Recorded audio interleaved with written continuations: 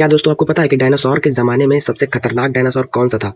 वैसे तो इस धरती पर डायनासोर सबसे पहले करीब 23 करोड़ साल पहले आए थे, यानी कि 230 मिलियन साल पहले ट्रियासिक पीरियड में। और फिर आया इस धरती का सबसे खतरनाक डायनासोर, जो कि करीब 6.8 करोड़ साल बाद आया, यानी कि क्रेटेशियस पीरियड के आखिरी दौर में। और उसका नाम होता है टी-रेक्स, यानी कि टायरानोसोरस रेक्स। जब कुछ डायनासोर की स्पीसीज धीरे धीरे खत्म होती जा रही थी, तब इस धरती पर जन्म हुआ टी-रेक्स डायनासोर का, और इस धरती का सबसे बड़ा शिकारी बन गया।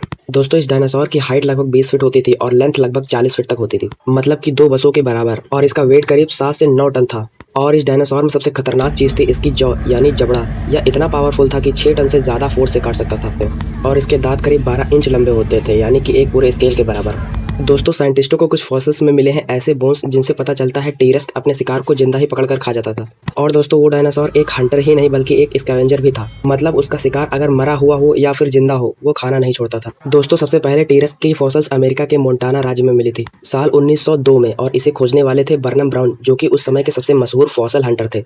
और 1990 में साउथ डकोटा, जो कि अमेरिका में है, वहां पर एक फॉसिल्स मिला था। और वो फॉसिल्स अब तक का सबसे पूरा कंप्लीट टी-रेक्स स्केलेटन है, जिसमें कि लगभग 90% बोन्स इंटैक्ट होती हैं। और इसे एक पैलियोंटोलॉजिस्ट ने खोजा था जिसका नाम था सुई हेंड्रिक्सन।